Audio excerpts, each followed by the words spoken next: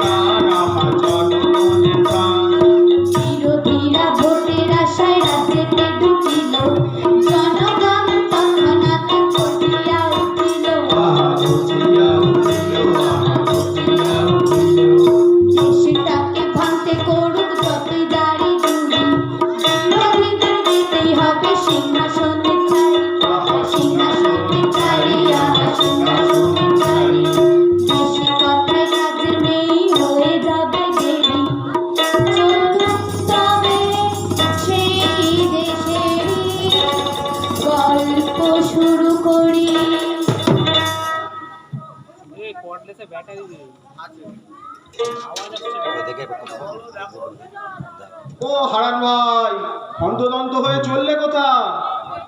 রামু ভাই যে আর বলো না, জানো তো ওই আমার মার বুকের ব্যথা নিয়ে তো শরীর খারাপ হলো, তো মাকে ওই স্বাস্থ্যসাথীর কার্ডে চিকিৎসা করিয়ে সুস্থ করে আনলাম। জানো তো ভাই, দিদি এই স্বাস্থ্যসাথী প্রকল্পটা চালু করেছিল বলে আমাদের মতন এই গরিব দুর্বল মানুষগুলো চিকিৎসার সুবিধাটা পাচ্ছে, তাই ওই মার জন্য ওষুধ আনতে যাচ্ছিলাম। সে তো বেশ ভালো কথা। তা চাষবাসের কি খবর? আর চাষবাসের খবর জানো তো ভাই, পরপর দুটো গরু মারা গেল। লাঙল দিয়ে চাষ করা তো এখন এক প্রকার দুরূহ ব্যাপার হয়ে উঠেছে। সে তো ভাই সকলেরই একই অবস্থা। একটা কিনতেই হবে, বুঝলে। আজকের বাজারে ট্রাক্টর কেনা কি আর মুখের কথা? সেই একজন বড় লোককে 4 চাকা কেনার জন্য যে পরিমাণ জিএসটি দিতে হয়, একজন গরিব কৃষককে লোন নিয়ে দেনা করে ট্রাক্টর কেনার জন্য সেই একই পরিমাণ জিএসটি দিতে হয়। ভারতবর্ষের অর্থনীতি মূল চালিকা শক্তি হলো কৃষি, আর সেই দেশেরই কেন্দ্রীয় সরকার কিনা কৃষকদের ওপর এত নির্মম। আর বলো না, আমাদের মতো কৃষি প্রধান দেশের কেন্দ্রীয় সরকার আমাদের মতো ওই গরিব কৃষকদের উপরে কি করে যে এত নির্মম হতে পারে কে জানে। এসব কেন্দ্রীয় সরকারের গভীর ষড়যন্ত্র। কেন্দ্রীয় সরকার লোভী চোর শিল্পপতিদের টাকা লোপাট করতে সাহায্য করছে, আর গরিব কৃষকদের পেটে লাথি মারছে। একদম। তুমি দেখো ভাই একটা জিনিস, এই দেশের বিভিন্ন প্রান্তে গরিব কৃষকরা লোনের টাকা শোধ করতে না পেরে আত্মহত্যা করছে।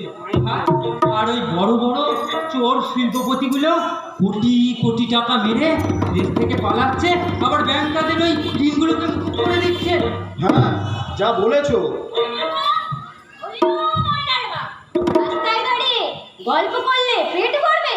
রান্না করেছি, চলো দুটো মুখে দিয়ে আবার মাঠে যেতে হবে তো নাকি? রান্না করেছো? কি করে করলে? সকালবেলা যে বললে বাড়িতে চাল ডাল সবজি কিচ্ছু নেই। কিছুই তো ছিল না। সকালে শুনলাম রেশন দিয়েছে। খাদ্য সাথীর চাল নিয়ে বাড়ি ফেরার পথে টুসির মায়ের সঙ্গে দেখা। ও তো ব্যাংক থেকে ফিরছিল, ওই তো বললো লক্ষ্মীর ভান্ডারে টাকা ঢুকেছে। তাই আমি একেবারে কিছু টাকা তুলে কিছু বাজার করে নিয়ে এলাম গো। তাই আহা নিয়েই তো রান্না করেছি গো। আহা গো, আমাদের মুখ্যমন্ত্রী মমতা দিদি যেন স্বয়ং মা অন্নপূর্ণা।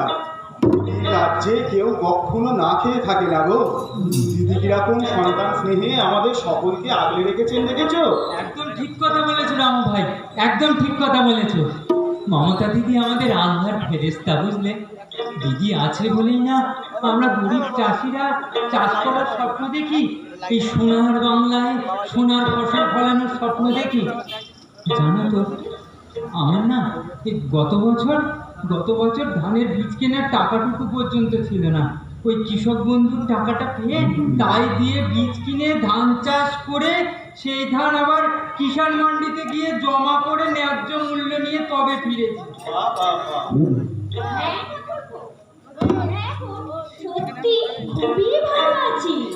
মেয়েটা আমার কন্যাশ্রীর টাকা মনের মতন বিষয় নিয়ে পড়াশোনা করছে। আমার ছেলেটাও তো ওই ঐক্যশ্রীর টাকায় মাদ্রাসা পড়ছে। হ্যাঁ, আর সবুজ সাথে সাইকেল নিয়ে স্কুলে যায়। টোটো ভাড়া, ভ্যান ভাড়া কিছুই তো লাগে না। হ্যাঁ, আমরাও তো বোনটার বিয়ে দিলাম রূপশ্রীর টাকায়। ছোট করে একটা অনুষ্ঠানও করেছিলাম। কিন্তু কি জানো তো হারান ভাই, সব রাজ্যের পরিস্থিতি কিন্তু সমান নয়। আমারই তো ছোট শালিটা ভালোবাসা করে সেই উত্তরপ্রদেশে বিয়ে করেছে। প্রতিদিন সন্ধেবেলাও দিদির কাছে ফোন করে কান্নাকাটি করে। ওখানে তো দাঙ্গা হাঙ্গামা লেগেই থাকে। আর মেয়েদের ওপর যে কি অত্যাচার সে তুমি না শুনলে ভাই জানতেই পারবে না। এসব ওই কেন্দ্রীয় স্বৈরাচারী সরকারের একটা গভীর ষড়যন্ত্র, বুঝলে? যাতে আমরা গরিব মানুষরা আমাদের স্বাস্থ্য, শিক্ষা, খাদ্য এসব নিয়ে মুখ খুলতে না পারি, তার জন্য জাতে ধর্মে বিভেদ লাগিয়ে অশান্তির আগুন জ্বালিয়ে ভোটে জেতার একটা ফায়দা। এটা একটা গভীর চক্রান্ত ওদের। একদম একদম।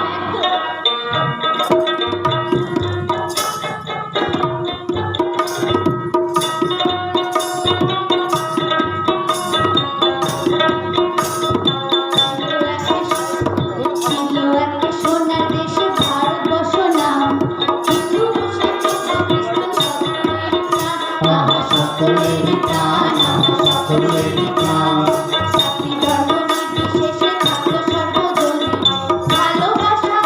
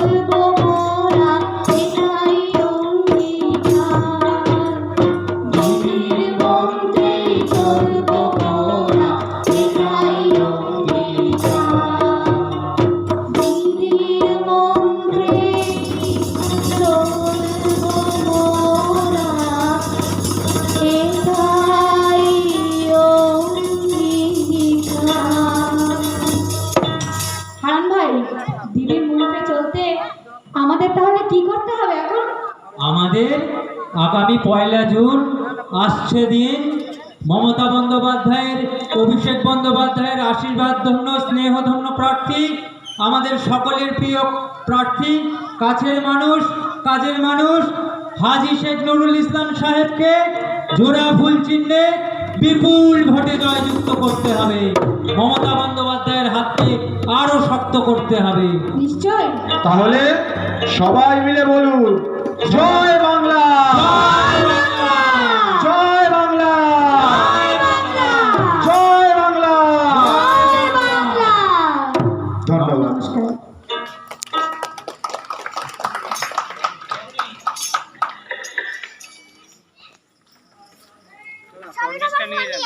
এখানে রাখা সবাই সবার ফোন নিয়ে নাও, এখানে রাখা। হ্যালো।